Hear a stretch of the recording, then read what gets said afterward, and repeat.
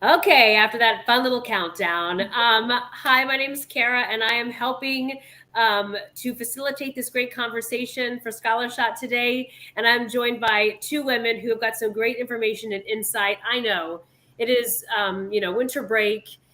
People just want to sleep in.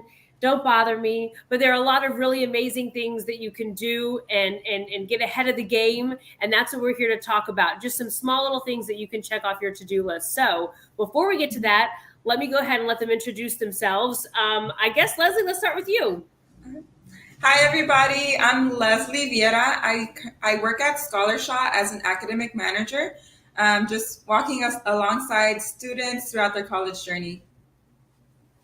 And hi everyone, I'm Ife Kende, and I work with Scholarship also as a academic manager, and I advise students, and I try to give them little tips and tricks that I've picked up along the way. And they're both very good at it. Ladies, the topic we're doing today is talking about the winter break checklist. So I kind of joked earlier that a lot of times you're like, oh, it's winter break, I don't have to do anything. But you all were telling me that this is the perfect time to really try to stay on top of things and get ahead. Most definitely. Trying to rest, but still be productive towards, graduating on time, seeking opportunities, maybe volunteering. Kind of whenever you volunteer, it feels good to give back to your community. It looks great on your resume, and it's a good way to network. Just kind of build those connections. Yeah, I think it's very important to be intentional about your winter break, even be intentional about your rest, because we have all these fun plans that we want to do, but be intentional about what does resting look like to you. If it's, oh, you've not had a chance to work out when you were in school with finals and everything, but that's how you relax and how you let off some steam. So you do that and recharge, maybe see friends, do things that you enjoy, but also like things like volunteering that you may not have had the chance to do when you were in school because you were busy. And there are a lot of volunteer opportunities, I know, over the holidays too. Most definitely. So some other ones that you all tossed out to me, I want to make sure that I pop up. Let's talk about what some other ideas as far as internships and jobs go. What are your thoughts? Regarding like during the Christmas season, Thanksgiving break, around that time that's working up to the Christmas break, during winter break, you can also look for seasonal jobs. Seasonal jobs could look like maybe picking up a host shift at a restaurant, because during the Christmas season, the service industry gets pretty busy. Sometimes even working maybe at a warehouse. Amazon's always hiring seasonal workers to help out with load. And there's just different options. Also, like there's companies that take on like temps that kind of just allocate you to a location that currently needs more help. Yeah, and that's one way to keep yourself busy too and be productive, because even if you are on winter break, you want to make sure that you're still going because spring semester is coming around, so you want to stay in like a good productive mindset.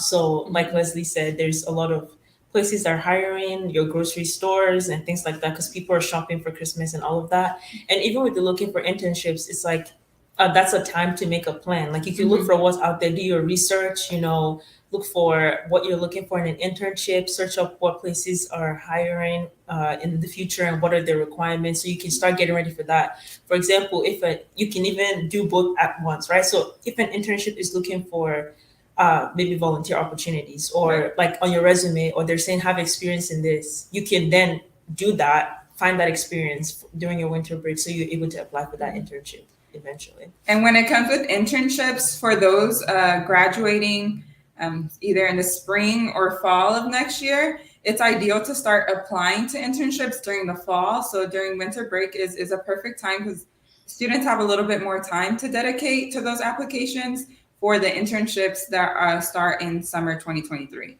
So some internships are opening applications now to be able to secure a spot for summer 2023. Okay, really good to know. Yeah, really need to get a jump on it then now. Some other things you guys talked about when we're talking about getting books and stuff. So are you talking specifically, or is this kind of addressing spring semester as you mentioned? Yes. Yes. When it comes to getting books, if you have a little bit more time to do some research, you'll come to find out that some of your textbooks, especially for your basic courses, are found for free. Sometimes they're found as PDFs in like random websites that you can just download and access.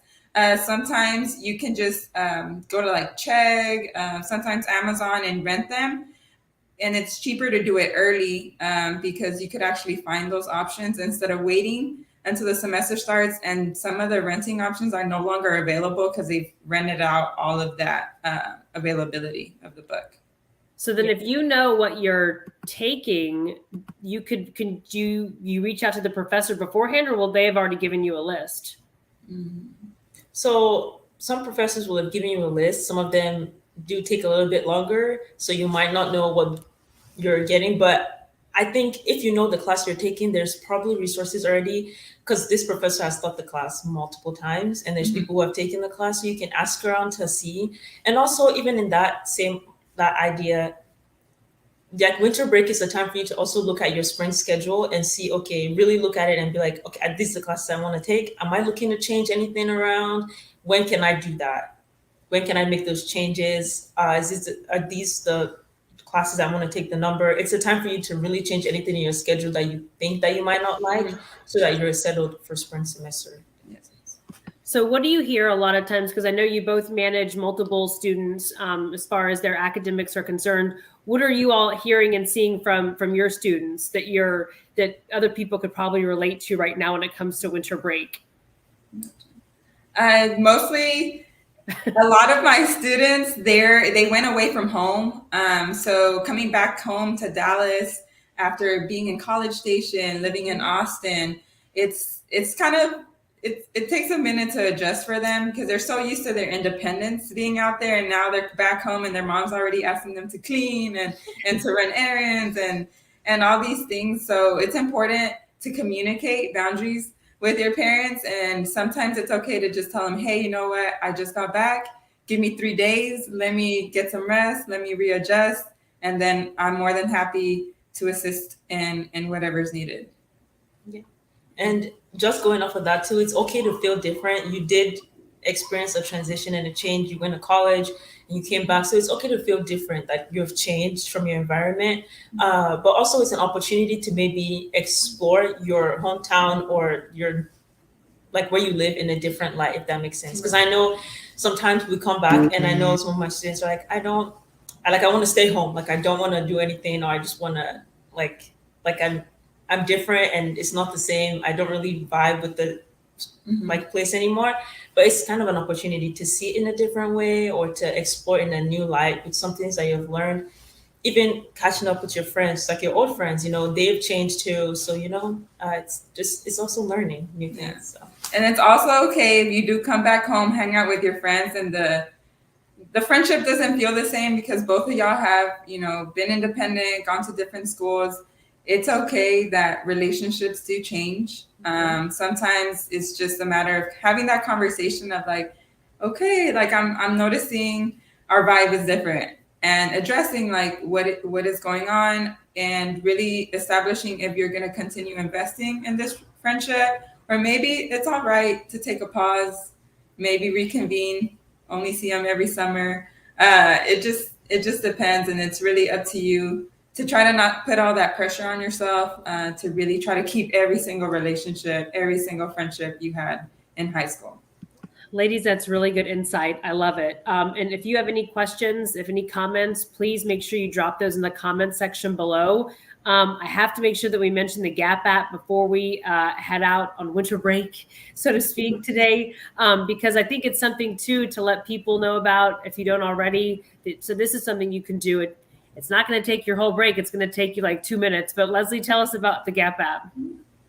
Yes, of course. So we have Scholarshot developed the Gap app, which is a free app to install on your phone. It's easy to use. You just quickly fill out some information about yourself, and it matches you to a good college fit, a fit that works for you academically and financially.